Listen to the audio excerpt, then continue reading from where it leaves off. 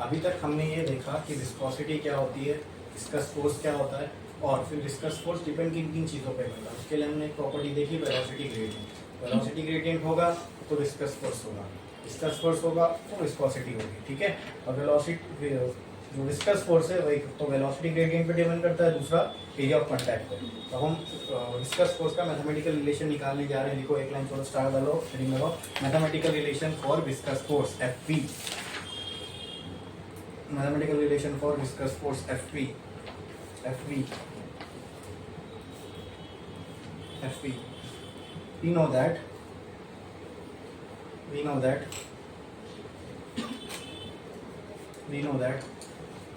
FV, उसके नीचे लिखो, we know that उसके नीचे लिखो, FV is directly proportional to VG, फिर FV is directly proportional to A, FV is directly proportional to A, so I can write FV is directly proportional to VG into A, huh? I can also write FV is directly proportional to dV by dx into A, right? Because VG is what? dV by dx, ठीक है।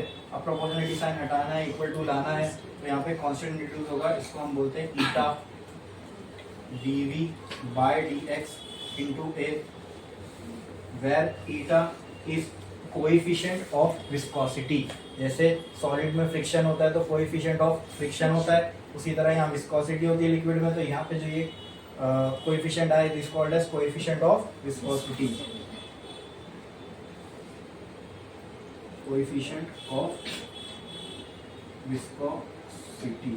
अगर आपसे अच्छा, यहाँ पे viscous force को कई books में आपको दिखेगा नेगेटिव साइन भी लिखी हुई, क्यों? Because it acts in opposite direction, ठीक है। अच्छा, अगर हमें इस ईटा का फॉर्मूला निकालना हो तो क्या वो ये बन जाएगा, FV into dx, FV into dx upon A into dV। बोलो क्लियर है? इसकी यूनिट क्या हो जाएगी, बोलो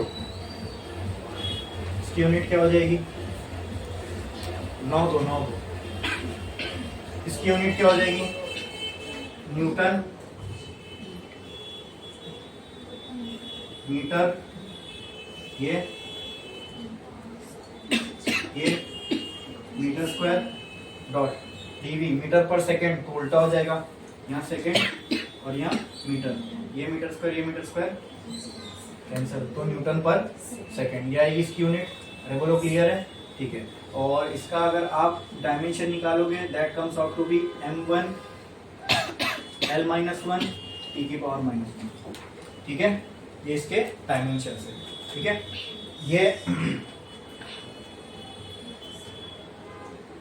लिख लो, डिस्कस फोर्स आ गया हमें यहाँ पे।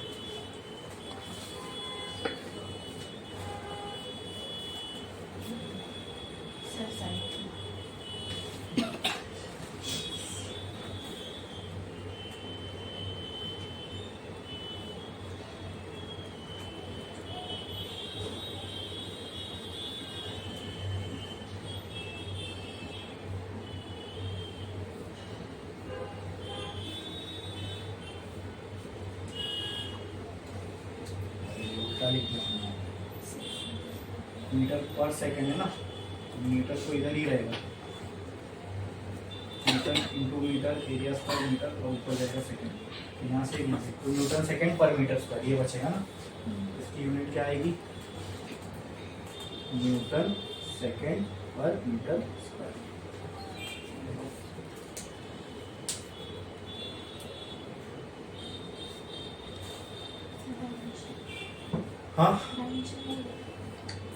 हाँ लिखो, डायमेंशन भी लिखो, उसका आगे काम है, बताऊंगा मैं क्या है।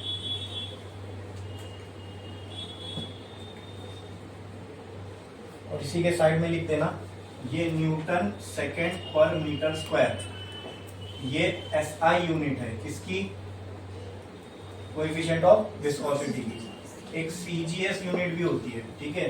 तो न्यूटन का वहां पे हो जाएगा डाइन, सेकेंड का सेकेंड, मीटर का सेंटीमीटर स्क्वायर। इस पूरे टर्म को बोला जाता है पॉइस। क्या बोला जाता है, पॉइस। क्या बोला जाता है, तो ये 1 न्यूटन सेकेंड पर मीटर स्क्वायर, पॉइज में कितना होता है, तो 1 न्यूटन पर second metre square is equal to 10 poise होता है। ठीक है, तो बस यही लिख दो कि 1 न्यूटन सेकेंड पर metre square is equal to 10 poise, या इसके नीचे ये ऐसे ही लिख दो, ऐसा यूनिट सीजीएस यूनिट, ये बड़ी यूनिट है वो छोटी यूनिट है, तो ये 1 वो 10 के बराबर है। ठीक है, कोएफिशिएंट ऑफ विस्कोसिटी के लिए।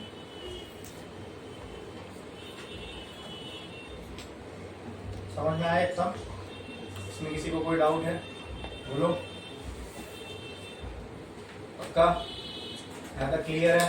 कुछ भी डाउट है?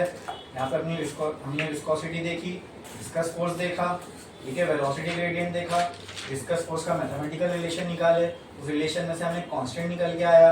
अब ये जो कोएफिशिएंट ऑफ विस्कोसिटी है ये फ्लूइड डिपेंडेंट है, हर फ्लूइड के लिए कोएफिशिएंट ऑफ विस्कोसिटी अलग होगा, जैसे हर सरफेस के लिए कोएफिशिएंट ऑफ फ्रिक्शन अलग होता है, समझे? हाँ, तो ऐसी coefficient of viscosity her fluid के लिए अलग होगा, वो फ्लूइड की प्रॉपर्टी है। बोलो क्लियर है? समझ में आया इतना? हाँ, कोएफिशिएंट ऑफ विस्कोसिटी के लिए भी हमने क्या क्या देखे, यूनिट देखे, उसका कन्वर्जन देखे सीजीएस में, और उसका डायमेंशन देखे। बोलो क्लियर है? बढ़े आगे। अच्छा, अब मैं कुछ सिनेरियो बताता हूँ दोस्तों, वहां पे अगर हमें विस्कस फोर्स निकालने बोला गया तो क्या क्या होगा। पहला तो दो लिक्विड लेयर के बीच में अगर विस्कस फोर्स निकालने बोले तो उसकी वैल्यू क्या होगी,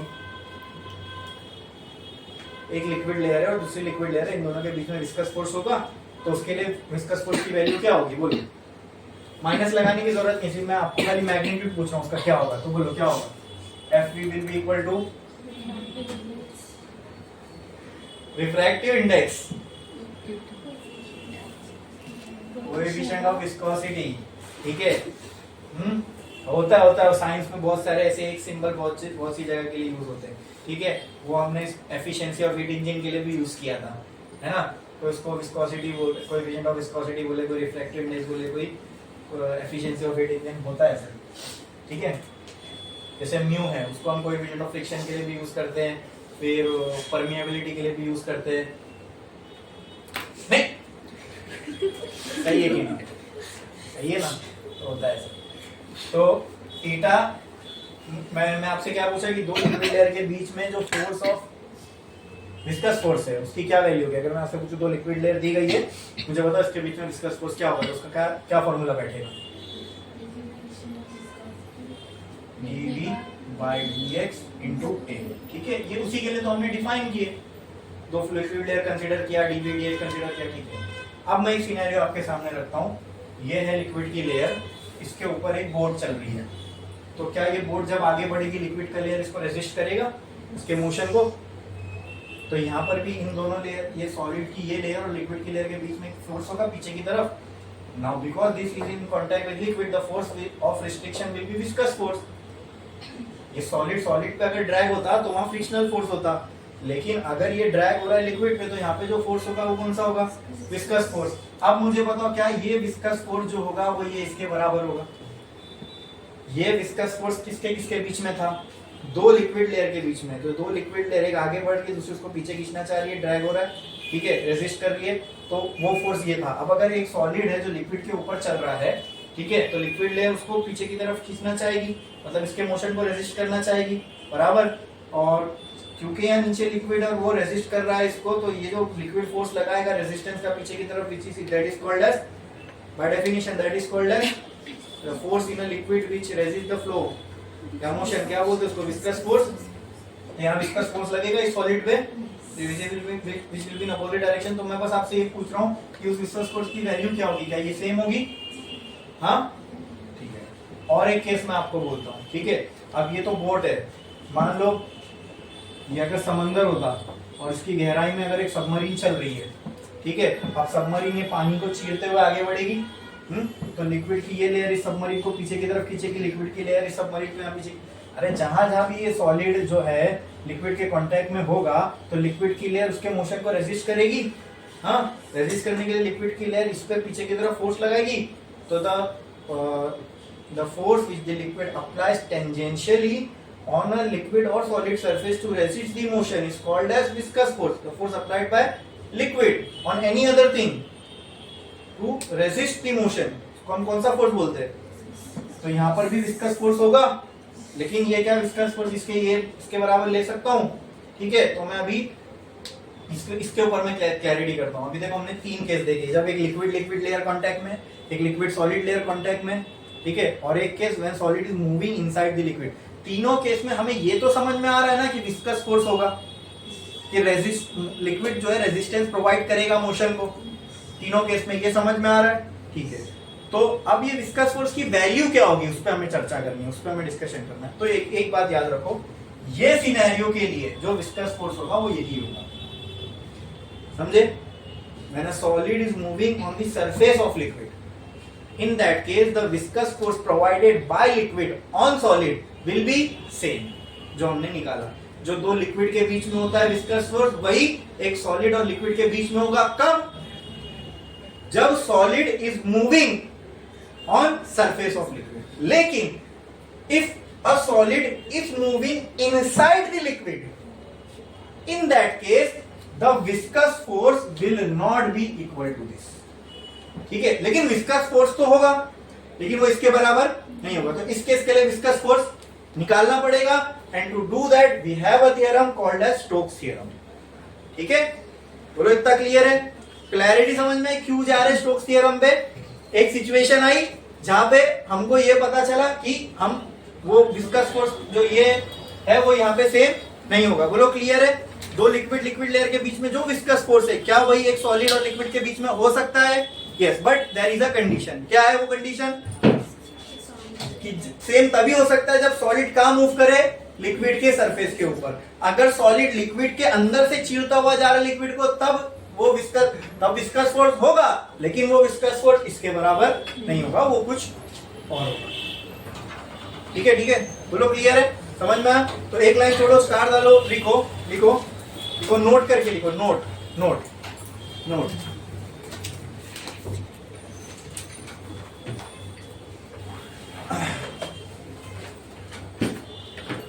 The viscous force between a solid and a liquid surface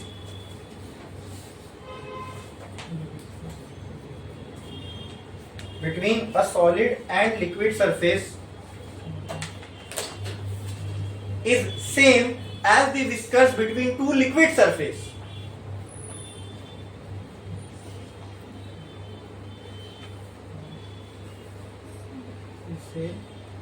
Is same as the viscous force between two liquid surface, which is Fv equal to ये पूरा लिखो, which is Fv equal to ये।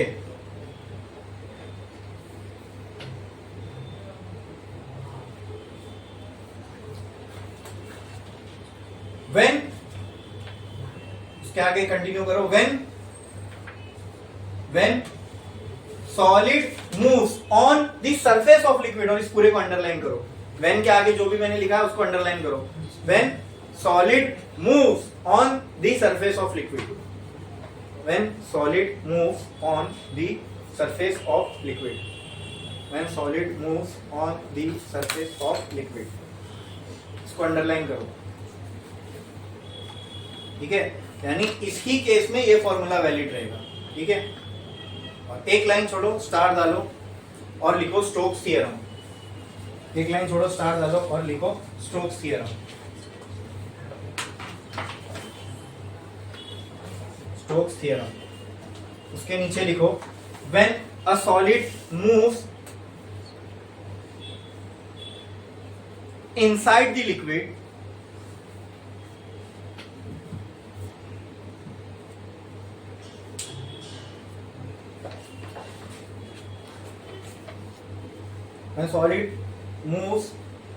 when a solid moves inside the liquid, the viscous force between solid and liquid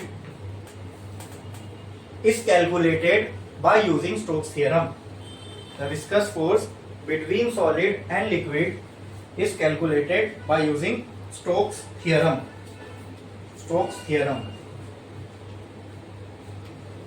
ठीक है, अभी Stokes theorem क्या है, पहले उसका थोड़ा सा स्टेटमेंट लिख लो, उसके बाद अपन उसको प्रॉपर अच्छे से देखेंगे, समझेंगे भी, फिर उसके बाद उससे मैथमेटिकल रिलेशन भी निकालेंगे। लिखो, एक लाइन थोड़ा स्टार्ट करो, लिखो Stokes theorem states that Stokes theorem states that the viscous force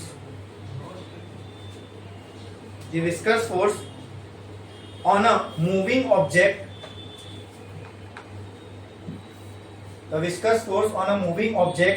inside a fluid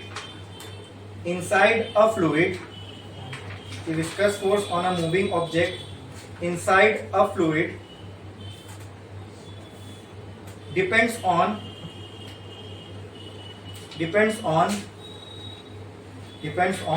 इसके नीचे पॉइंट नंबर 1 लिखो, shape and size of an object, second shape and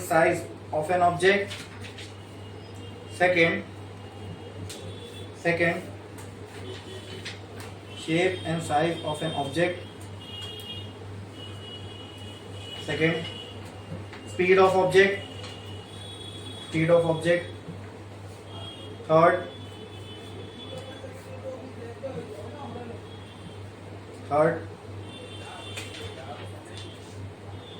viscosity of fluid. Viscosity of fluid का मतलब coefficient of viscosity पे depend करता है, और coefficient of viscosity लिख दो, विस्कोसिटी ऑफ फ्लूइड और कोएफिशिएंट ऑफ विस्कोसिटी, ठीक है।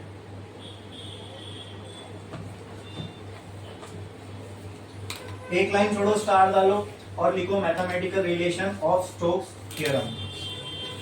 Mathematical relation of Stokes theorem,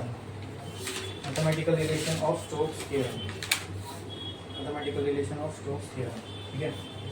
अब ध्यान दो दोस्तों, स्टोक्स थ्योरम क्या बोलता है, देखो अगर एक वाटर बॉडी है, उसके अंदर कोई एक ऑब्जेक्ट मूव कर रहा है, ठीक है, तो इस ऑब्जेक्ट के ऊपर अपोजिट डायरेक्शन में विस्कस फोर्स लगेगा, लेकिन ये जो विस्कस फोर्स है किस पे डिपेंड करेगा बोल रहा है, स्टोक्स थ्योरम पहला शेप है। जाहिर सी बात है, अगर ये शेप कुछ और होता तो पानी इसको कुछ अलग फोर्स से खींचता, ठीक है। साइज, अगर छोटा ऑब्जेक्ट मूव कर रहा है तो उसको पानी अलग फोर्स से खींचेगा, अगर बड़ा ऑब्जेक्ट मूव कर रहा है तो उसके ऊपर जो लगने वाला फोर्स है वो अलग होगा। देखा ना हमने, viscous force depends on area of contact, तो अगर एरिया ज्यादा होगा सरफेस एरिया लिक्विड के कांटेक्ट में तो उस पर ज्यादा विस्कस फोर्स लगेगा, कम होगा तो कम लगेगा। क्या ये बात सेंस बना रही है? हाँ, अगर छोटी चीज है तो फटाक से मूव होगी पानी के अंदर, और अगर बड़ी चीज है तो थोड़ा स्लोली मूव होगी पानी के अंदर। क्या ये बात सेंस भी बना रही है लॉजिकली? दूसरी बात क्या बोल रहा है, स्पीड ऑफ ऑब्जेक्ट, ठीक है। अगर कम स्पीड से चल रहा है तो फोर्स भी कम लगेगा, ज्यादा स्पीड से चल रहा है तो फोर्स भी ज्यादा लगेगा। उतना वेलोसिटी में डिफरेंस ज्यादा होगा, है ना, वेलोसिटी ग्रेडियंट उतना ज्यादा होगा, जितना वेलोसिटी ग्रेडियंट ज्यादा होगा विस्कस फोर्स और ज्यादा होगा। बोलो क्लियर है? तीसरा कोएफिशिएंट ऑफ फ्रिक्शन। अब सिंपल सी बात है, एयर भी फ्लूइड है, वाटर भी फ्लूइड है, हनी भी फ्लूइड है, तीनों में से किसमें भागूंगा तो स्पीड मेरी ज्यादा होगी? एयर में। Simple coefficient of friction, coefficient of viscosity air का कम है, फिर वाटर का है, फिर हनी का है, तो जितना विस्कस फ्लूइड में चलूंगा उतना ज्यादा विस्कस फोर्स मुझे लगेगा। सिंपल। तो ये लॉजिकली बातें समझ में आ रही है, बस इन्हीं लॉजिकल बातों को यूज करके हमें मैथमेटिकल रिलेशन निकालना। बोलो क्लियर है? क्या बोलता है स्टोक्स थ्योरम? क्या बोलता है, विस्कस फोर्स पहले तो किस पे डिपेंड करता है? Shape and size. तो शेप मान लो स्फेरिकल है, तो एक लाइन छोड़ो, स्टार डालो, लिखो let us consider a spherical object moving inside a fluid of radius r, let us consider a spherical object moving inside a liquid of radius r। तो क्या मैं बोल सकता हूं, by Stokes theorem, let us consider a spherical object moving inside a liquid of radius r। उसके एक line नीचे लिखो, by Stokes theorem,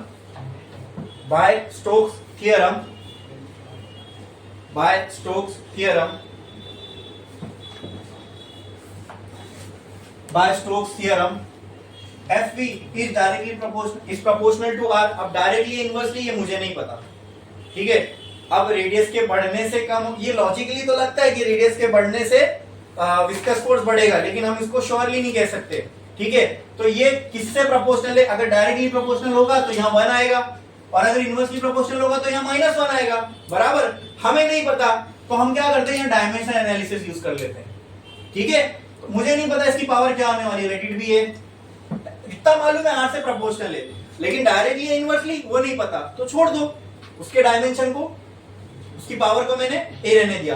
हाँ, बस स्टोक्स थ्योरम मुझे ये पता है, F is proportional to shape and size. Shape define कर दिया, साइज r से डिफाइन हो गई, स्फीयर की साइज r से डिफाइन होगी, रेडियस से। हाँ ठीक है। Next, according to Stokes theorem पहले ही लिख चुके हैं। स्टोक्स थ्योरम बोलता है 3 चीज पे डिपेंड करता है विस्कस फोर्स, एक तो साइज पे, दूसरा स्पीड, तो उसको मैंने v दे दिया। तीसरा, अच्छा इसकी भी नहीं मालूम मुझे, inversely directly b Fv is proportional to तीसरा कोएफिशिएंट ऑफ, और उसको मैंने दे दिया n। बोलो क्लियर है? तो दे दिया c। देखने में लग रहा है कि हाँ तीनों बढ़ेगा तो उसके बढ़ने से विस्कस फोर्स बढ़ेगा, ठीक है, श्योर नहीं है, चेक कर लेते हैं डायमेंशनली। तो कहना है right, Fv is proportional to Ra Vb Nc। बोलो क्लियर है? हाँ, अरे बोलो, ठीक है। अब इनके जो जो भी डायमेंशंस है वो पुट करो। ये फोर्स है, ये फोर्स है। अच्छा, इसको मैं ऐसा कर सकता हूं कि Fv is equal to K Ra Vb Nc। Clear? ठीक है। अब इनके डायमेंशन पुट करो। ये क्या है? फोर्स। फोर्स का डायमेंशन क्या होता है? m1 L2 t की पावर -2, है ना? m1 L1 फोर्स का डायमेंशन क्या है? m1 L1 t की पावर -2, ठीक है। k r का डायमेंशन क्या होगा? m L t whole raise to a। इस r है मतलब डिस्टेंस है, मास तो नहीं होगा, L1 होगा, t 0, ठीक है। फोर्स कहां बराबर है? m1 L1 t की पावर -2। v का क्या होगा? मीटर पर second, m L t raise to v। m metre पर सेकंड मतलब मास तो नहीं इधर, मीटर ऊपर है, L t माइनस, ठीक है। नेक्स्ट ईटा, ईटा का भी अभी मैंने लिखा था, m-1 L1 t minus c। अगर डिराइव करने आया स्टोक्स थ्योरम तो ये करना है, इसके लिए मैं कर रहा हूँ, ठीक है। बाकी लॉजिक से ही समझ में आ जाता है स्टोक्स थ्योरम क्या है। F is proportional to R V, eta आएगा, एक कांस्टेंट बचेगा, खत्म हो गया। वहां पे लॉजिकली तो बहुत आसान है, हम बस स्टोक्स थ्योरम से डिराइव कर रहे हैं फॉर्मूला। बोलो क्लियर? अब इसके आगे मैं क्या कर सकता हूं? ये हो गया m1 L1 t की पावर -2 इक्वल टू k, ठीक है। अब यहां क्या क्या बचेगा? बोलो, L raise to a, L raise to b, L raise to c। पहले m का चेक कर लेते हैं। यहाँ m 0 है, कुछ नहीं बचने वाला। यहाँ m 0 है, कुछ नहीं बचने वाला। यहाँ m रेज टू -1 और वो c यहाँ मल्टीप्लाई होगा तो क्या बचेगा? m raise to -c। m हो गया खत्म। l का चेक करते हैं। यहाँ L1 है मतलब L रेज टू a आएगा, यहाँ L रेज टू b आएगा, यहाँ L1 है, L रेज टू c आएगा। तो L raise to a plus b plus power add होती है ना, बेस सेम है तो पावर क्या हो जाएगी? ऐड। फिर t, यहाँ 0 है t, यहाँ -1 है तो यहाँ -b आ जाएगा। t raise to -b, t raise to -c, तो t raise to -b -c यही आएगा। तो t raise to -b -c। बोलो इतना क्लियर है? यहां से कंपेयरिंग अबव इक्वेशन c की वैल्यू डायरेक्ट मिल जाएगी। बोलो clear? Comparing above equation, comparing above equation क्या क्या मिल रहा है? -c इज इक्वल टू 1, ठीक है। दूसरा क्या मिला? बोलो 1 इक्वल टू क्या मिल रहा है? या फिर मैं ऐसा बोल सकता हूं a plus b plus c equal to 1। फिर तीसरा -b minus c is equal to -2। कितना क्लियर है? अरे बोलो।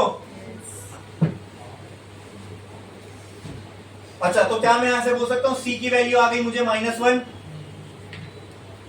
हाँ, c की वैल्यू -1, ठीक है। इसका डायमेंशन हाँ बराबर है, c की वैल्यू -1, ओके। आगे b की वैल्यू, अच्छा c की वैल्यू -1 आई तो b की वैल्यू निकाल सकता हूं क्या मैं? देखो यहाँ पे -b minus C is equal to -2। C की वैल्यू क्या आ गई मुझे, -1 इज इक्वल टू -2। तो -b + 1 इज इक्वल टू -2। तो यहाँ क्या आएगा, -b is equal to -2 + 1, -b is equal to -1। b की वैल्यू क्या आ गई, 1। b की वैल्यू क्या आ गई, -1। क्या, हाँ अच्छा अच्छा अच्छा, ये तो ये क्या हो जाएगा, -b इज इक्वल टू -3। तो b की वैल्यू क्या हो जाएगी, 3। और a की वैल्यू निकाल के बताओ मुझे क्या आएगी इससे, जल्दी a की वैल्यू निकाल के बताओ।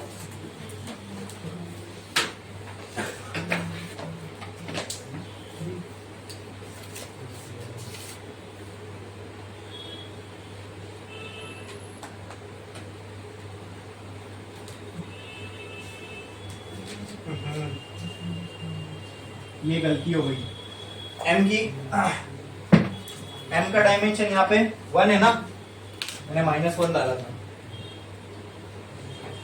m का डायमेंशन 1 है ना, आप लोग ने क्या लिखे हो चेक करो, थीटा का 1 लिखे हो ना, यहाँ मैंने -1 लिख दिया। तो यहाँ पे खाली c की जगह क्या आ जाएगा, +c। तो c की वैल्यू क्या हो जाएगी, तो यहाँ पर भी फिर c की वैल्यू 1, b -1 यहाँ जाके प्लस, बोलो प्लस, तो -2 + 1 क्या आ जाएगा, -1। b की वैल्यू 1 है ना। तो इससे निकालो मुझे a की वैल्यू निकाल के बताओ। a + b + c = 1, 1 + 1 = 1। a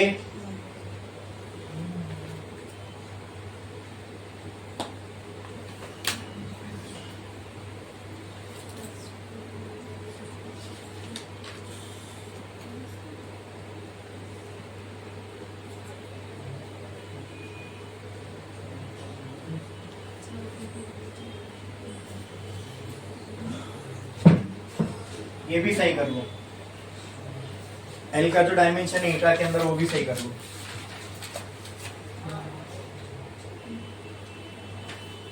ये क्या रहेगा, तो यहाँ पे क्या आएगा, माइनस यहाँ पे, तो ये तो ऐसे ही कैंसिल हो रहा है, ए की वैल्यू क्या आ गई, तो ए भी बना रहा है, बी भी बना रहा है और सी भी बना रहा है। तो कहना है राइट, कहना है right, F V is equal to K r⁻1 v⁻1 n⁻2। तो कहना है F V is equal to K R V eta. ठीक है, अब ये तो आ गया, लेकिन अच्छा सोचने पे भी ऐसे ही लग रहा था कि रेडियस बढ़ने पे विस्कस फोर्स बढ़ना चाहिए, ये बढ़ने पे आ भी वैसे ही रहा है, लेकिन स्टोक्स थ्योरम से हमें डिफाइन करना था, एग्जाम में आएगा तो ऐसे करना है। ठीक है, ये सही कर लो, मेरे से यहाँ पे आप लोगों को डायमेंशन देने में गलती हुई थी, m1l-1 t⁻⁻1, ये लिखा ईटा का डायमेंशन बराबर। ठीक है, अब डायमेंशन एनालिसिस की जो कमी है वो यहाँ पे अपने को दिख रही है, वो क्या, डायमेंशन एनालिसिस हमें कांस्टेंट की वैल्यू नहीं देता। ठीक है, तो एक्सपेरिमेंटली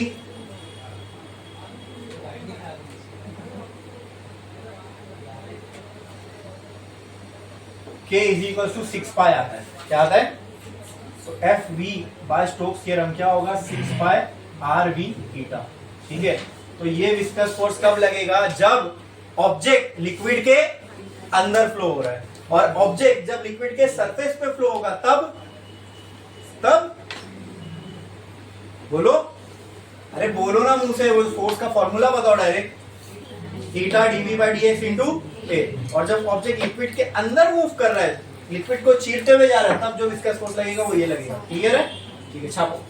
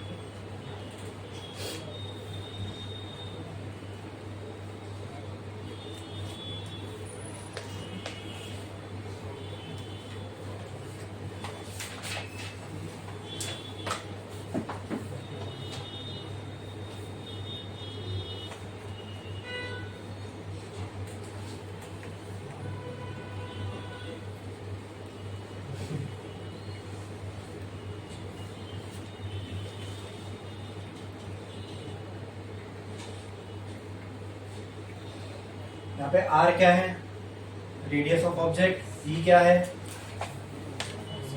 वेलोसिटी ऑफ ऑब्जेक्ट, और n क्या है, कोएफिशिएंट ऑफ विस्कोसिटी।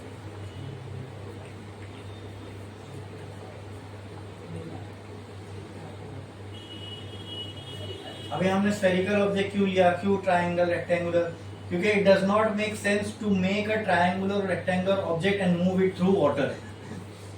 जब हम ऐसी रेडियस वाली चीजें लेते हैं ना, रेडियस वाली चीजें स्मूथ होती है सरफेस पे, उनको शार्प एजेस नहीं होते हैं, ठीक है।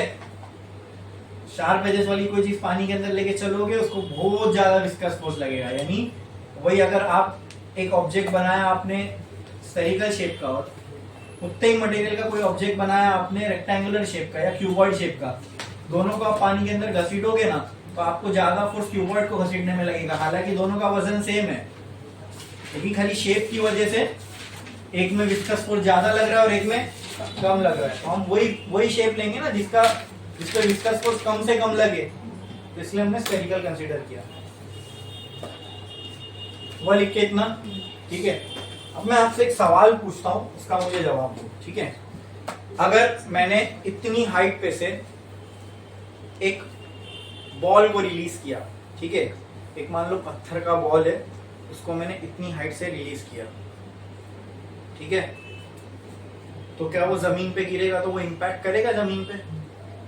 या तो चलो कोई हल्की चीज ले लो, रबर का बॉल ले लिया मैंने, रबर का बॉल लिया, उसको मैंने इतनी हाइट से रिलीज किया। अब ये जब जमीन पे इम्पैक्ट करेगा, जमीन को टच करेगा, तो क्या उस पे इम्पैक्ट करेगा, कुछ फोर्स लगाएगा जमीन पे? हाँ, जस्ट बाय रिलीजिंग, मैंने कुछ इस पे अलग से फोर्स नहीं लगा, खाली रिलीज किया तो ऑटोमेटिक जब ये नीचे जाएगा तो ठीक है। अच्छा, जब ये नीचे जा रहा है तो क्या ये फ्लूइड में से फ्लो हो रहा है? Is air a fluid? Is air a fluid? Yes, it is a fluid. तो क्या फ्लूइड में से फ्लो हो रहा है? यस, ठीक है, ठीक है। तो क्या इस पे विस्कस फोर्स लगेगा? लगेगा। कौन सा वाला? अंदर से फ्लो हो रहा है कि सरफेस पे फ्लो हो रहा है? फ्लूइड। हाँ, तो कौन सा वाला विस्कस फोर्स लगेगा, ये वाला कि पहले वाला, स्टोक्स वाला? ठीक है, ओके, वेरी गुड, ओके, ठीक है। अगर मैं यही बॉल को किसी 30 माले की बिल्डिंग से छोड़ूं और उस 30 माले की बिल्डिंग के नीचे कोई खड़ा है जिसके सर पे ये बॉल गिरे, तो क्या इम्पैक्ट करेगा? सर फटेगा उसका, बहुत वेलोसिटी हो जाएगी ना, ऐसा लगेगा गोली आके लगी उसको, मर भी सकता है, ठीक है। तो आप लोग ऐसा सोचते रहेंगे क्या एग्जांपल दे दूं, कभी ना कभी किसी ना किसी को मारते रहते हैं, ठीक है, तो मर सकता है आदमी। अब मैं क्या करता हूँ, उससे और हल्की चीज लेता हूँ लेकिन और हाइट पे जाके फेंकता हूँ, तो क्या वो सेम इम्पैक्ट करेगी गोली जितना? हाँ, बादल कितने ऊपर रहते हैं, उसमें से जब पानी की बूंद निकलती है तो हल्की तो है लेकिन कितनी हाइट से आ रही है? कभी ऐसा सोचे? अब अगर मैं एक बुलेट लूं, उसको उतनी हाइट से फेंकूं नीचे, तो उतनी वेलोसिटी गेन कर लेगा, किसी का हाथ पैर चीर दे, नहीं अच्छा डैमेज कर सकता है वो। तो पानी की बूंद है, ठीक है, इतनी मोटी मोटी बूंदें होती है। अच्छा, ये सोच के देखो, एक सिंपल लॉजिक देता हूं मैं आपको। हाँ, एक पानी की बूंद, आप किसी छत के नीचे खड़े हो, टप टप टप अगर गिरती है, लगती है ना, कहीं गिरती है तो लगती है ना, सर लगता है ना कुछ टच हुआ, लेकिन वही पानी की बूंद जब आसमान से गिरती है तो नहीं लगती है। ये आप चाहे तो इसको एक्सपीरियंस कर सकते हो, है ना। किसी छत के नीचे अगर आप खड़े हो और वहां से जो पानी की बूंद गिर रही है वो इम्पैक्ट करती है, हालांकि उसकी हाइट इतनी नहीं है। अच्छा, वही पानी की बूंद को अगर मैं हाइट ऊपर रख दूं तो ज्यादा इम्पैक्ट करेगी जो छत से गिर रही है, और ऊपर कर दूं तो और ज्यादा इम्पैक्ट करेगी। तो मैं आसमान पे रख देता हूं तो बहुत ज्यादा इम्पैक्ट करना चाहिए। लेकिन तो ये समझ में आ रहा है कि कोई चीज जब इतनी हाइट से गिरेगी वो इतनी वेलोसिटी गेन कर लेगी कि अच्छा खासा डैमेज कर दे आदमी को, ठीक है। तो हर साल बारिश गिरती है, आसमान से गिरती है, बादल बहुत हाइट पे होते हैं, लेकिन उनकी बूंदों ने आज तक कभी अपने को कोई डैमेज नहीं किया। यानी उसके हिसाब वैसे जैसा अब हम सोच रहे हैं, आदमी छन्नी हो जाना चाहिए था एकदम, तो एक ही बारिश में। दुनिया में पहली बारिश गिरी, इंसानियत खत्म, लेकिन ऐसा होता है क्या? होता है क्या? नहीं होता है ऐसे। ऐसा सोचो कभी बचपन में ऐसा ख्याल आया है कि कोई चीज अगर मैं इतनी ऊपर से फेंकूं तो जब गिरती है तो इतना जोर से लगता है, और बारिश तो आसमान से गिर रही है लेकिन वहां से जब अपने को अपने सर पे गिरती तो कुछ भी नहीं होता अपने को, यानी कुछ डैमेज ही नहीं होता, भले ही छोटी बूंद है लेकिन गिरे तो कुछ तो लगे, कुछ ही नहीं होता, उल्टा मजा आती है। तो सोचो ऐसा कभी कि ऐसा क्यों होता है? हाँ,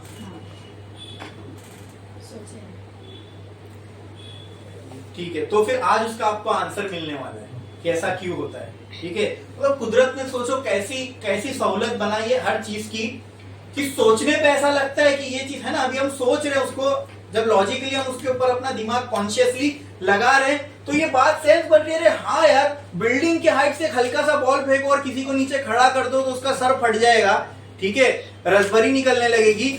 लेकिन अगर वही आसमान की हाइट से एक अगर हम लोग पानी के बूंद को फेंक रहे हो, गोली जैसा उसकी वेलोसिटी होनी चाहिए थी लेकिन वो कुछ डैमेज नहीं कर रहा है।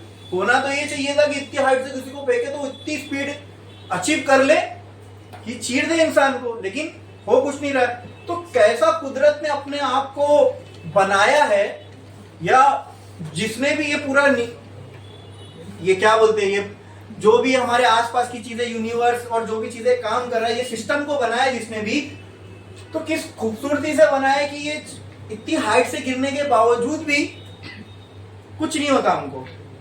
ठीक है, तो इसके पीछे की फिजिक्स क्या है कि क्यों नहीं कुछ हमें डैमेज हो रहा, तो आज हम समझने वाले। ठीक है, उसके लिए हमें वही हमारा नेक्स्ट टॉपिक है जिसको हम कहते हैं टर्मिनल वेलोसिटी। ठीक है, उसके लिए हमें समझना पड़ेगा टर्मिनल वेलोसिटी क्या होती है। एक लाइन छोड़ो, स्टार डालो, हेडिंग लगाओ terminal velocity, V suffix T, V suffix T।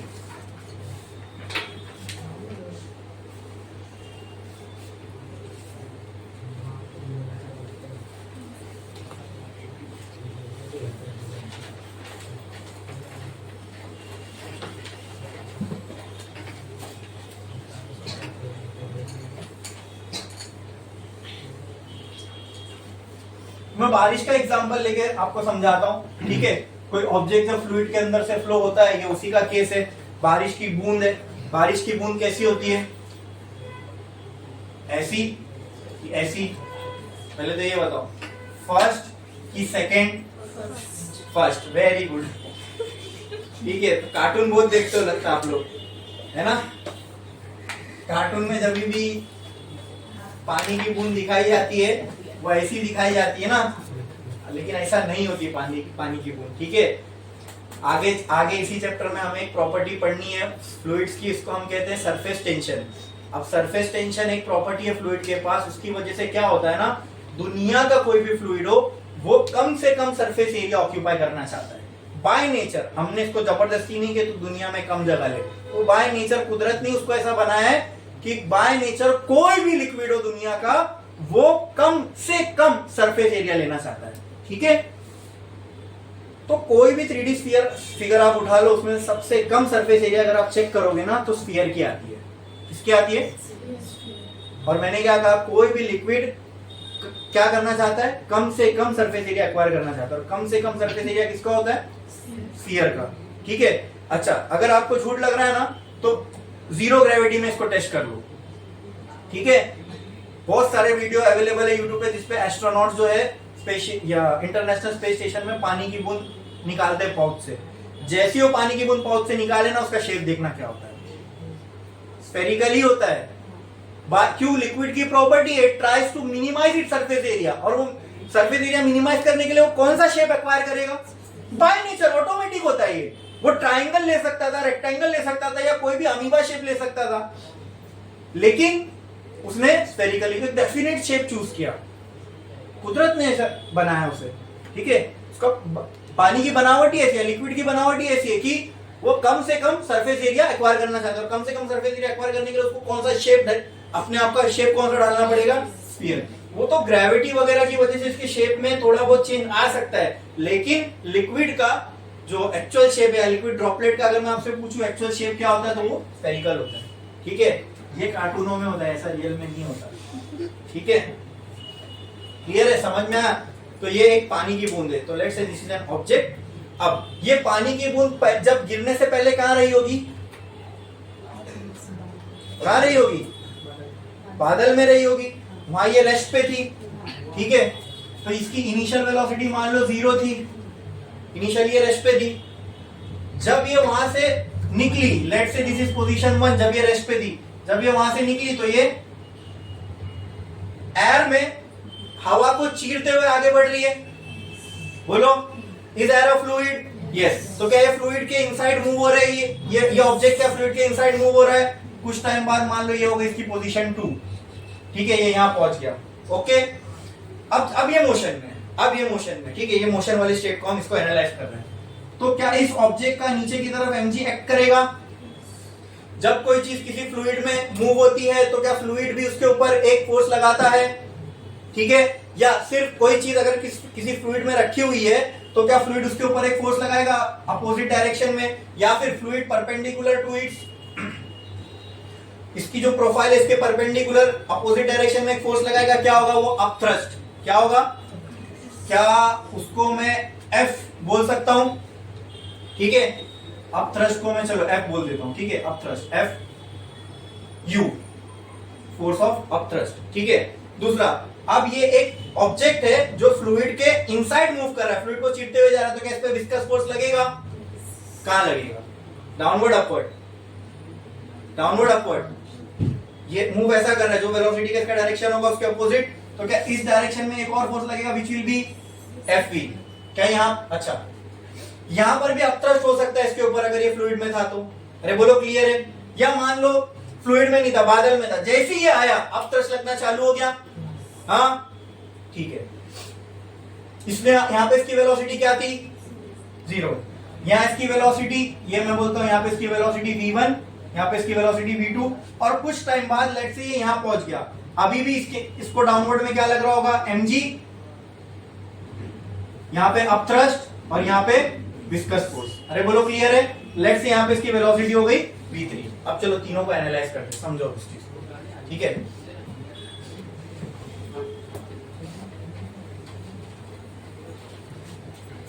Viscous force किसी ऑब्जेक्ट पे कब लगेगा?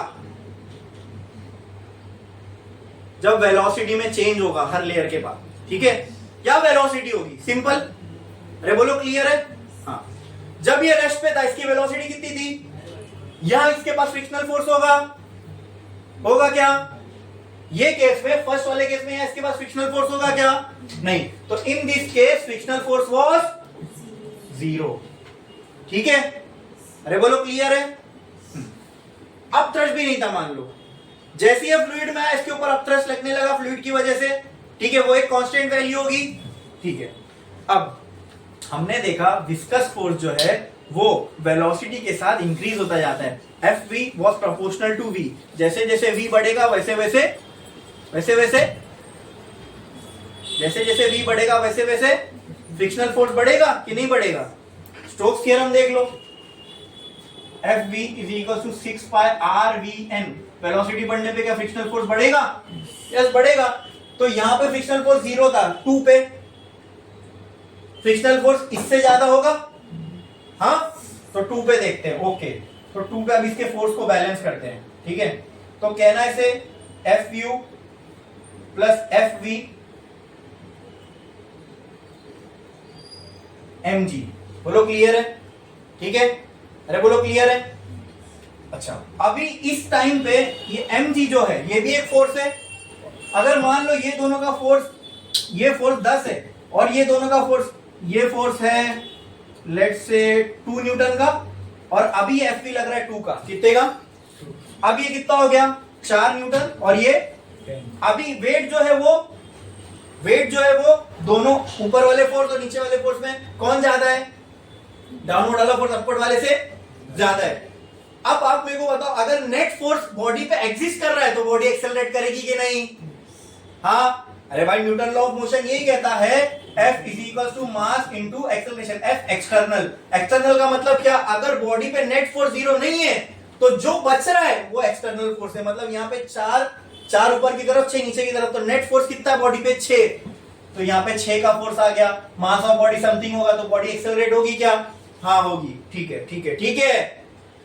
आगे बढ़ा, बॉडी का एक्सेलरेशन और हुआ, ठीक है, बॉडी और वेलोसिटी गेन, एक्सेलरेशन हो रहा मतलब टाइम के साथ वेलोसिटी बढ़ रही है, वेलोसिटी बढ़ रही है, वेलोसिटी बढ़ेगी तो कौन सा फोर्स और बढ़ेगा, फ्रिक्शनल फोर्स। कौन सा फोर्स? तो मान लो एफ यू तो अब भी 2 था, एफ वी जो है ये हो गया 4 और ये एम जी तो अभी भी 10 है, वेट थोड़ी चेंज होगा क्या? अब भी ये ज्यादा है, ये 6 है और ये 10 है, क्या अभी भी इस बूंद पे या इस ऑब्जेक्ट पे नेट फोर्स लग रहा है? जब तक नेट फोर्स लगता रहेगा तब तक इसका एक्सेलरेशन हो रहा है, मतलब वेलोसिटी टाइम के साथ, यानी हर सेकंड इसकी वेलोसिटी बढ़ रही है, तभी तो एक्सेलरेशन हो रहा है, ठीक है। मान लो कुछ टाइम बाद ये पोजीशन 3 पे था, 4 पे पहुंचा, 4 पे पहुंचने के बाद अब थ्रस्ट तो चेंज नहीं होगा, अब थ्रस्ट उतना ही है, ठीक है, वेलोसिटी बढ़ रही तो कौन सा फोर्स बढ़ेगा? बोलो, विस्कस फोर्स। विस्कस फोर्स मान लो थोड़े टाइम बाद हो गया 8, ये है 10, क्या अभी भी ये ज्यादा है? अभी भी ये ज्यादा है? अभी भी ये ज्यादा है? नहीं, अब ये इक्वल हो गया। क्या हो गया? मतलब बॉडी इस पे जो अपवर्ड फोर्स है, मतलब F U plus F V बराबर हो गया किसके? एम जी के। अगर अभी मान लो ये बूंद है, इसके ऊपर 10 लग रहा है, नीचे 10 लग रहा है, तो means it is in equilibrium, it is in. अगर कोई बॉडी पे लगने वाला, मतलब कोई बॉडी यहाँ पे लगी हुई है, इस पे 10 इधर से लग रहा है, 10 इधर से लग रहा है, कहां मूव होगी? कहीं नहीं। इसकी वेलोसिटी क्या होगी? 0, मीन्स कांस्टेंट। अरे बोल सकता हूं कांस्टेंट होगी, ठीक है। तो अगर ऊपर की वेलोसिटी, अगर जब विस्कस फोर्स बढ़ते बढ़ते बढ़ते एक टाइम ऐसा आएगा कि विस्कस फोर्स और अप थ्रस्ट मिला के इसके बराबर हो जाएंगे, तो अब बॉडी पे क्या, बॉडी इक्विलिब्रियम में आ गई? क्या नेट फोर्स 0 हो गया? अगर ये नेट फोर्स 0 हो गया तो एक्सेलरेशन भी क्या हो जाएगा? 0। मास को यहां फेंक दो, 0 पे divide by mass, acceleration would be, acceleration 0 मतलब वेलोसिटी रिमेन क्या हो गई? यस, एक्सेलरेशन 0 होना मतलब वेलोसिटी क्या हो गई? ओ, वेलोसिटी कांस्टेंट होने का मतलब अब वेलोसिटी इसके बाद नहीं बढ़ेगी। जो वेलोसिटी अब इसने एक्वायर कर लिया, देखो यहां वेलोसिटी 0 थी, वेलोसिटी बढ़ रही थी, मैं ये नहीं बोल रहा नहीं बढ़ रही थी, बढ़ रही थी, लेकिन बढ़ते बढ़ते बढ़ते बढ़ते एक टाइम ऐसा आ गया, एक वेलोसिटी ऐसी आ गई जहां पर ऊपर वाला फोर्स नीचे वाला फोर्स मैच हो गया। वो मैच क्यों हुआ? क्योंकि वेलोसिटी के बढ़ने के साथ साथ विस्कस फोर्स बढ़ रहा था। विस्कस फोर्स अपवर्ड है, तो ये दोनों मिला के एक टाइम ऐसा आया होगा, एक पर्टिकुलर वेलोसिटी ऐसी आई होगी जहां पे ये अपवर्ड फोर्स mg से मैच हो गया। जब ऐसा होगा बॉडी इक्विलिब्रियम में आएगी, acceleration 0। Acceleration 0 means velocity constant. Velocity constant मतलब अब वेलोसिटी नहीं बढ़ेगी, मतलब इसके बाद जब बूंद आगे चलेगी तो कांस्टेंट वेलोसिटी के साथ चलेगी, और इसी कांस्टेंट वेलोसिटी को हम कहते हैं टर्मिनल वेलोसिटी। यही बात समझ में? ठीक है। अब बारिश की बूंद के साथ भी ऐसी होता है, जब वो निकलती है तो वहां से इसकी वेलोसिटी बढ़ना चालू हो जाती है, लेकिन ये कुदरत का बहुत अच्छा सिस्टम है, बहुत सोफिस्टिकेटेड सिस्टम है। पता नहीं कुदरत ने अपने आप को ऐसा बनाया है, या जिसने भी इस कुदरत को बनाया ऐसा बनाया कि जब ये विस्कस फोर्स जैसी कोई चीज डाल दी है नेचर में, फ्लूइड्स के बीच में, ये विस्कस फोर्स होने की वजह से वो बूंद निकलती तो है, उसकी स्पीड भी बढ़ती है, लेकिन स्पीड के बढ़ने के साथ साथ उसमें विस्कस फोर्स बढ़ता जाता है। तो एक टाइम के बाद एक वो जो पानी का ड्रॉपलेट है, एक टाइम के बाद उसकी स्पीड बढ़ती नहीं है, वो एक कांस्टेंट स्पीड से आगे बढ़ता है। अब वो कांस्टेंट स्पीड इतनी है जो हमें डैमेज ना करे। ये भी अजीब बात है ना, ये भी ताज्जुब वाली बात है, ये भी खूबसूरती वाली बात है कि वो कांस्टेंट स्पीड जो बूंद लेके आ रहा है वो ऐसी कांस्टेंट स्पीड है जो हमें कोई नुकसान नहीं पहुंचाती। क्योंकि नेचर को अगर रेन की बूंदों को कोई स्पीड देनी होती तो ऐसी भी दे सकती थी जो हमारे जिस्म को छन्नी बना दे एकदम, है ना, लेकिन नहीं। अरे बोलो क्लियर है? समझ में आया? ये हवा की डेंसिटी, उस पानी की डेंसिटी सब इतने ही प्रपोर्शन में है कि वो गिरने पे हमें अच्छा लगे। आई बात समझ में? बोलो क्लियर है? कोई डाउट? क्या होती है टर्मिनल वेलोसिटी? समझ में आया? वो जो पानी की बूंद क्यों डैमेज नहीं करती है, समझ में आया? बोलो क्लियर है? पक्का? इसमें किसी को कोई डाउट? ठीक है, टर्मिनल वेलोसिटी क्लियर हो गई। दैट कांस्टेंट वेलोसिटी, ठीक है, एट विच, अच्छा क्या मैं बोल सकता हूँ टर्मिनल वेलोसिटी पे ऑब्जेक्ट पे लगने वाला, object moving inside the fluid पे लगने वाला नेट फोर्स 0 होता है। ठीक है, बोलो क्लियर है। चलो लिखो, एक लाइन छोड़ो, टर्मिनल वेलोसिटी लिखे ना, तो लिखो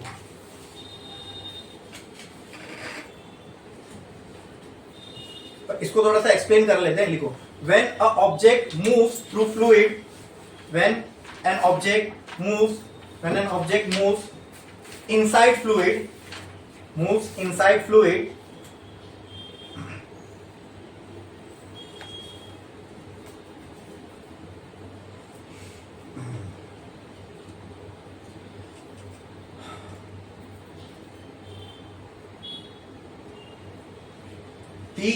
its velocity, ऐसा लिखो, its velocity keeps on increasing with time, due to which viscous force also increases, due to which viscous force also increases, due to which viscous force also increases. Second point लिखो, second point लिखो, second point,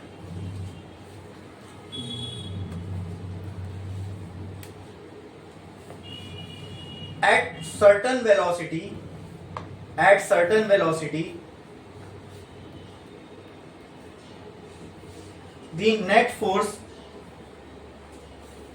acting on a body, the acting on an object, acting on the object, ऐसा लिखो, acting on the object becomes zero, becomes zero, and after that body moves, object moves with constant velocity, and after that the object moves with constant velocity, object moves with constant velocity. This constant velocity is called as terminal velocity, this constant velocity is called as terminal velocity, this constant velocity is called as terminal velocity.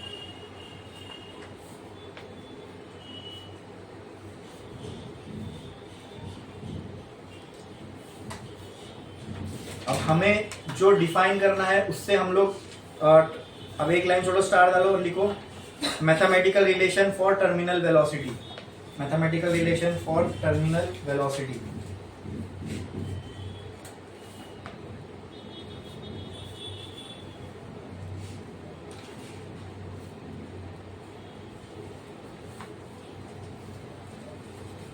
Mathematical relation for terminal velocity लिखा आपने, लिखा आपने। Late, ऐसा लिखो, let us consider a drop of water,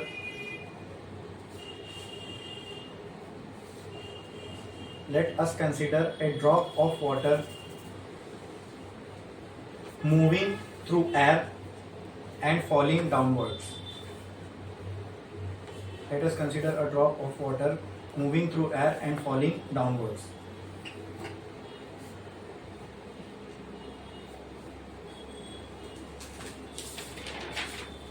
The force acting on the drop, the force acting on the drop are as follows, are as follows, are as follows. First mg acting upward, sorry mg acting downward, second upthrust fu, acting upward, फिर viscous force fv acting upward,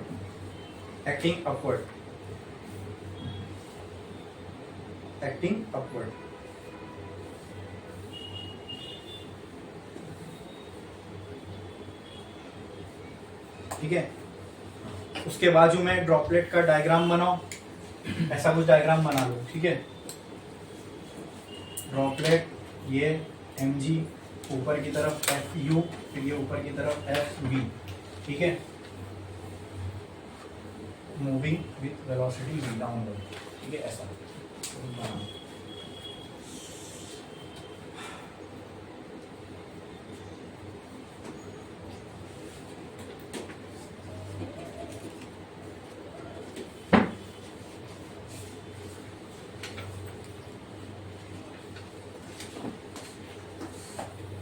लिया आपने? चलो बढ़े आगे। ठीक है, देखो next लिखो, at terminal velocity the net force acting on the object is zero. Therefore, we can balance the upward and downward force.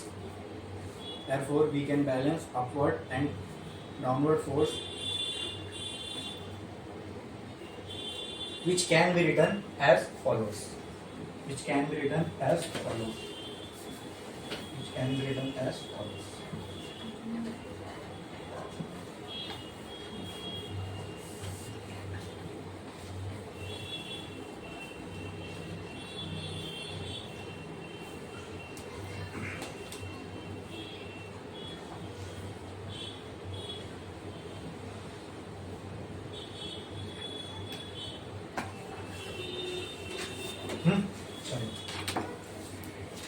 ये मम्मम की बूंद है,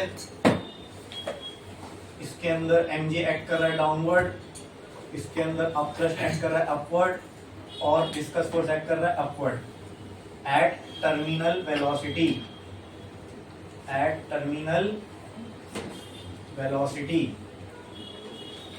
तो क्या मैं vt बोल सकता हूं? At terminal velocity mg is equal to fu plus fv। ठीक है, ओके। तो क्या मैं ऐसा लिख सकता हूं, mg is equal to fu की जगह अप थ्रस्ट। अच्छा, प्रेशर क्या होता है? Up thrust divided by area. तो कहना है इसे up thrust is equal to pressure into area. तो कहना है राइट इधर here pressure into area plus fv। कहना है right fv is equal to 6 pi nrv। ठीक है, mg is equal to p into a plus 6 pi nrv। ये जो वेलोसिटी है, वेलोसिटी कौन सी है? ये इक्वेशन कब बनी? जब ये वेलोसिटी किसके बराबर हो? ये इक्वेशन तभी ट्रू बैठेगी ना जब ये वेलोसिटी टर्मिनल वेलोसिटी के बराबर हो। यार v is equals to vt which is terminal velocity। तो कहना है right mg is equals to p dot a p into a plus 6 pi nrvt। तो टर्मिनल वेलोसिटी का टर्म आ गया, वही हमें निकालना है। ओके, ठीक है।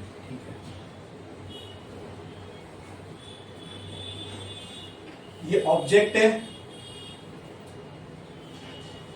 और इसके आसपास क्या है? ठीक है, बोलो क्लियर है? तो कहना है से let RO be density of object. बोलो क्लियर है? And rho F be the density of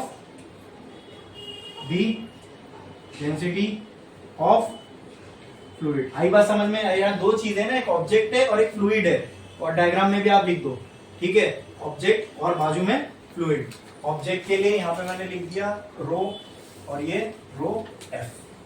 clear है इतना? ठीक है, अज्यूमिंग अपन ये अज्यूम कर रहे हैं कि ये जो ऑब्जेक्ट है वो फ्लूइड से इसकी डेंसिटी ज्यादा है। ऐसे समझ लो, अगर पानी है तो उसकी डेंसिटी एयर से ज्यादा होगी। अज्यूमिंग डेल्टा ओ ग्रेटर देन डेल्टा एफ। हम तो अपने एग्जांपल में यही लेके चले ना, पानी और एयर। तो हमारे ये जो ऑब्जेक्ट है वो डेंस है ज्यादा फ्लूइड के आसपास।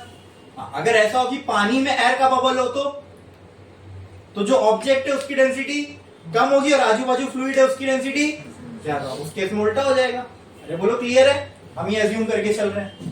ठीक है, नेक्स्ट अब आगे बढ़ते हैं। ये क्या है? Mass of object. अरे बोलो क्लियर है? तो कहना है से हियर या फिर सिंपल, हाँ चलो ये लिख देते हैं। Here m is equal to, देखो डेंसिटी क्या होती है? मास पर यूनिट वॉल्यूम। तो यहाँ मास क्या हो जाएगा? डेंसिटी इंटू, तो कहना है इसे इंटू वॉल्यूम ऑफ ऑब्जेक्ट। हाँ, अरे बोलो और दूसरा बच रहा है ये अपने पास, ठीक है, P। तो क्या इसके जैसा, इसके यहाँ पे, इसकी जगह पे मैं ये लिख सकता हूँ, चलो पहले ये लिख देता हूँ, mg की जगह rho naught rho O V O into g is equals to P A plus 6 pi N R we T. इसमें किसी को कोई डाउट? यहां तक समझ में आया? बोलो, अरे बोलो भाई, समझा कि नहीं समझा? यस। ठीक है, बढ़े आगे। प्रेशर को क्या मैं ऐसा लिख सकता हूं, pressure can be written as, can pressure be written as P is equal to rho V G, ठीक है। लेकिन प्रेशर कौन लगा रहा है? फ्लूइड। तो क्या यहाँ पे रो ऑफ फ्लूइड आ जाएगा? हाँ, अरे बोलो। तो can I write this as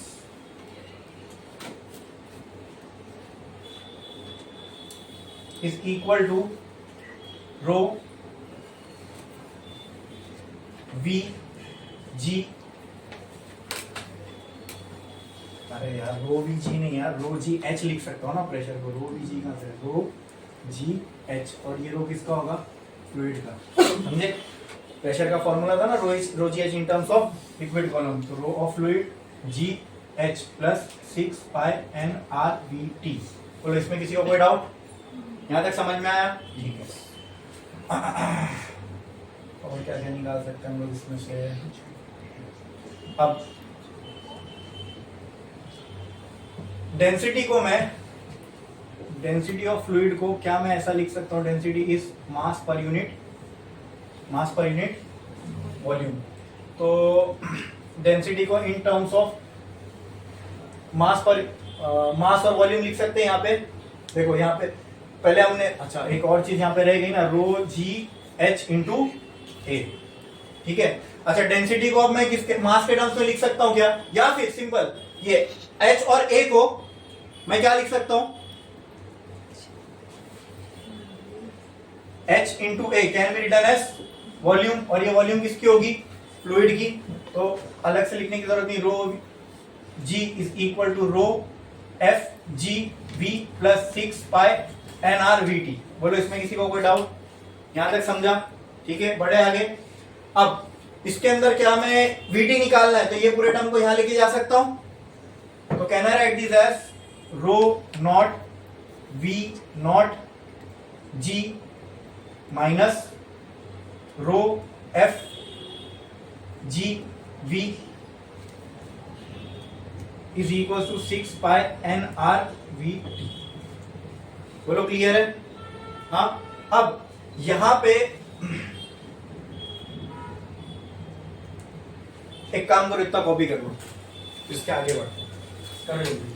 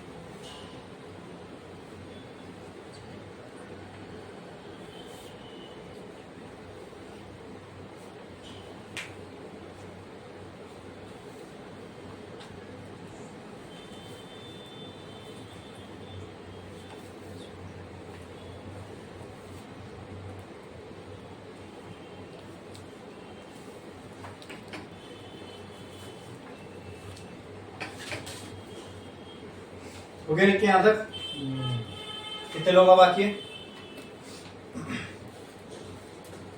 देखो यहाँ पे जो अपथ्रस्ट है ये किसके ऊपर लग रहा है?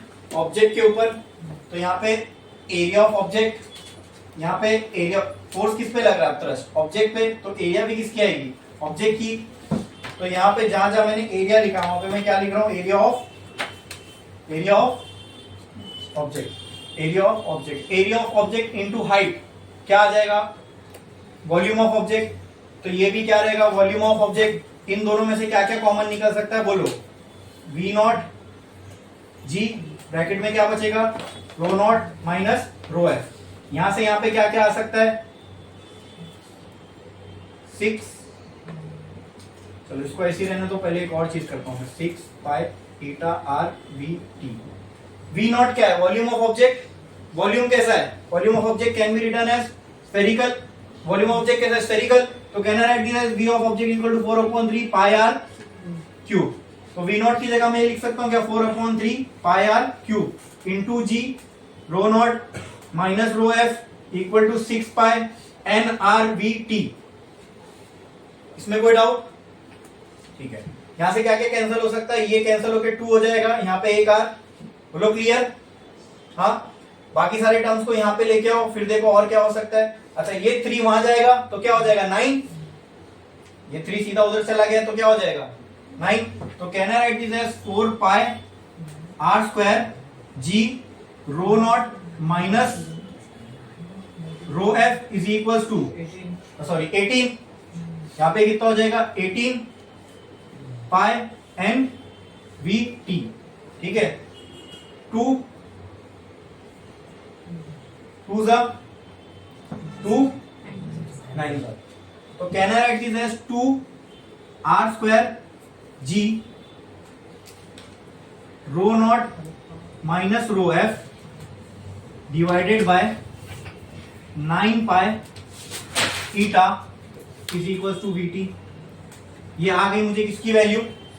टर्मिनल वेलोसिटी की। किसकी? अब देखो यहाँ पे क्या क्या मुझे मालूम होना जरूरी है। m मतलब coefficient of viscosity, r radius of this object जो मूव हो रहा है, g की वैल्यू तो कांस्टेंट है, डेंसिटी ऑफ ऑब्जेक्ट और डेंसिटी ऑफ फ्लूइड। अगर density of object density of fluid से ज्यादा है तो ये पूरा टर्म पॉजिटिव रहेगा। तो यहां पे मैं लिखता हूं,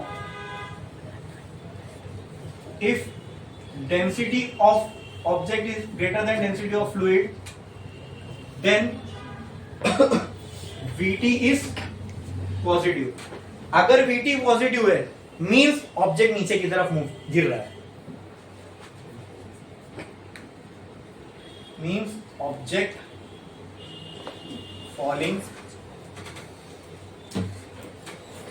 फॉलिंग डाउनवर्ड।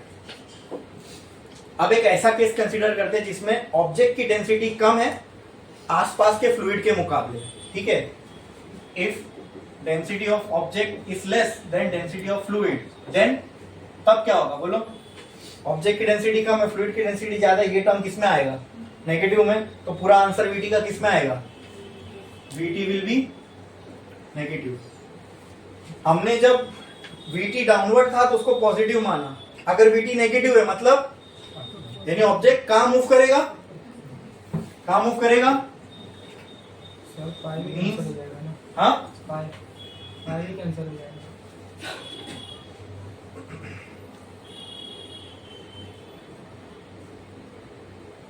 यहां पे मैंने नहीं लिखा, यहां पे लिखा ना। क्या बचेगा? ये 9 बीटा। ठीक है। मीन्स ऑब्जेक्ट मूविंग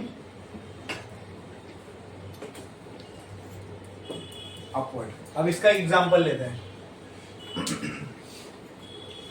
खाली पानी की बोतल उल्टा करके जब आप बकेट में डिप करते हो उसको थोड़ा सा टेढ़ा करो तो एयर बबल बाहर निकलते हैं।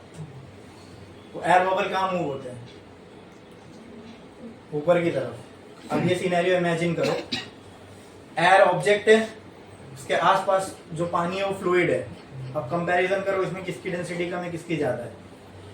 एयर की कम है मुकाबले उसके आजू बाजू के फ्लूइड के।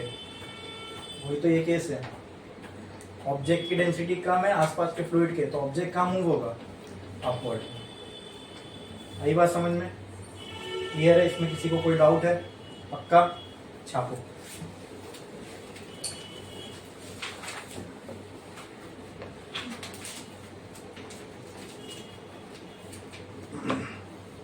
इसके बाद हमें शुरू करना है सरफेस टेंशन, वो देखेंगे हम लोग नेक्स्ट लेक्चर में। आज के लिए बस इतना ही।